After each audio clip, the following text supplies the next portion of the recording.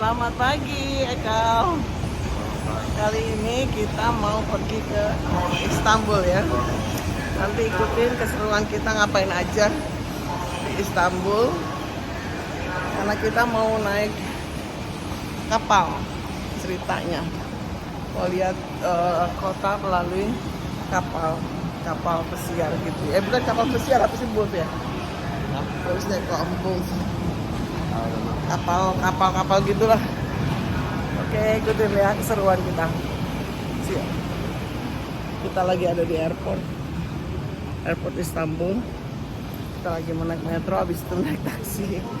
Karena kita tinggal di hotel daerah dekat airport. Supaya gampang besok check out-nya, gampang untuk ke airport gitu. Kita lagi berada di airportnya, bukan tempat ininya Turki ya. Kalau anak saya lagi ngisi koin katanya di situ, di sana. Jadi ini daerah subway ya, metronya Turki dari airport. Jadi nanti kita masuknya di situ, dari situ. Airportnya dari sebelah sana. Terus sekarang banyak orang keluar masuk. Oke, see you. Nanti kita keseruan kita di kota Istanbul ya.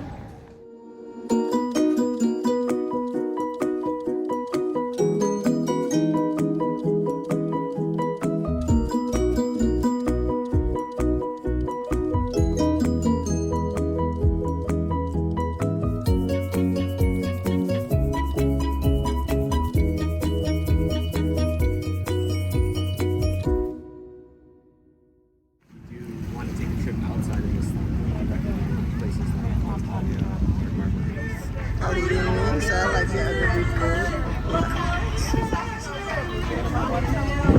Oh, sorry.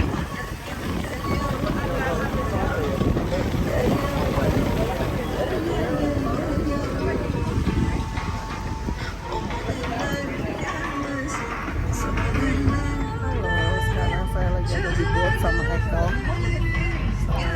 Lagi mau mengelilingi. Di sini kenapa rambutnya begini? Lagi mengelilingi Cyprus. Jadi ini ya,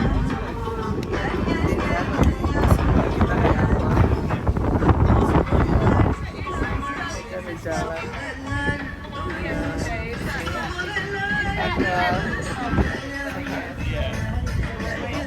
The stadium of Beşiktaş, one of the three big football clubs of Istanbul. Normally the stadiums are outside the city center, but this one was very old. They kept it here, it's very central. Last summer there was an important game in Istanbul, the finals for the Champions League between Manchester City and Inter Milan. It was in the Olympic Stadium, which is 2 hours away from the city center.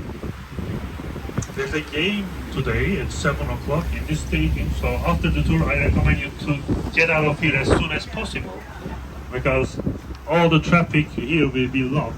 Some roads will be blocked by the police, so just get away from here. Just take the tram from Metro to the old town of the Taksim Square and get away as soon as possible. Now, coming up on your left, this is one of the most important buildings on the Bosphorus. This is the Dolmabahce Palace, the second imperial palace of the Ottoman Empire.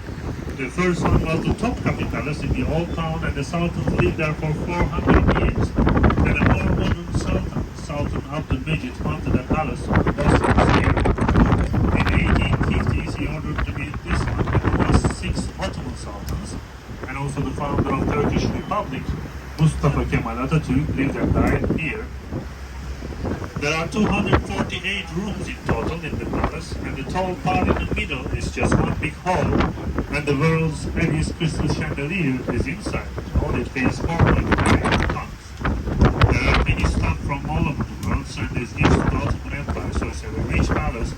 I highly recommend you to see it from the inside as well. It's only closed on Mondays, so today it was closed. The rest of the week is open for visiting.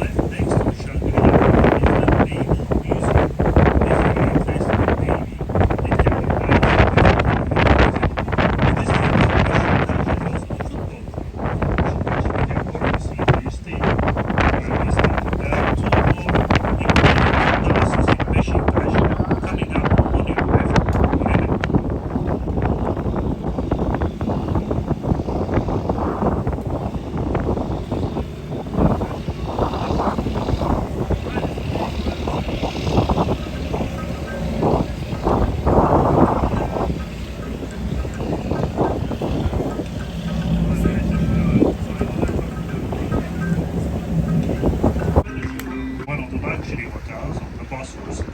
This building was also a palace during the Ottoman Empire. It was the palace of the Grand Vizier. Grand Vizier is like Prime Minister of today. There's another Four Seasons in Istanbul in the old town near the Topkapi Palace, and that building was a prison before. So if you want to stay in Four Seasons in Istanbul, you have to choose between the prison and the palace, and they are the same price. Because the prison is very centrally located near to all the sites, and this one obviously has great views of the Bosphorus. The one in the old town was a prison until 1980, and the story for the famous movie Midnight Express takes place in that building in the old town. That movie ruined the tourism of Turkey for many years. After watching that movie, nobody came to Istanbul. The writer of the book always said he was unhappy about the movie. It wasn't fake, it wasn't all true. And the scriptwriter, Oliver Stone, came out and apologized 20 years after the movie, saying it was a bit exaggerated. But it was an apology 20 years too late. Now coming up on your left, this is the third imperial palace of the Ottoman Empire, called the Çırağan Palace. This is also a luxury hotel, and you can call it Çırağan Palace Ski Hotels. And the most expensive room in Istanbul is the King Suite at the Palace Park. It costs 15,000 US dollars per night. Also very rich people, when they're ready to stay at home, they will see it can cost up to 18 million US dollars just for one night. All the palaces we have seen so far, and some we will see on the Asian side, and some other important buildings on the Bosphorus, were all built in the 19th century by the architects of the same family. These buildings they built on the Bosphorus are the symbol of the change in the architecture of Ottoman Empire. Now it's an educational complex. There are a few high schools and a university. The building coming up on the left with the three flags is the Galatasaray University. You may be familiar with the word Galatasaray. It's the name of an area in Taksim, the name of the high school that is located there. And the football club Galatasaray was founded at that high school about 20 years ago, even before the Republic. And this is the university here on the Bosphorus. They also own the only island on the Bosphorus that we will see in about 10 minutes. Galatasaray is the most successful football club of Turkey. They won the Turkish league for the 23rd time. They also won the European Cup in 2000 against the English team Arsenal, and the Super Cup against the Spanish team Real. And 2 weeks ago they won in England against Manchester United. But it's not a big news because nowadays everybody knows Manchester United.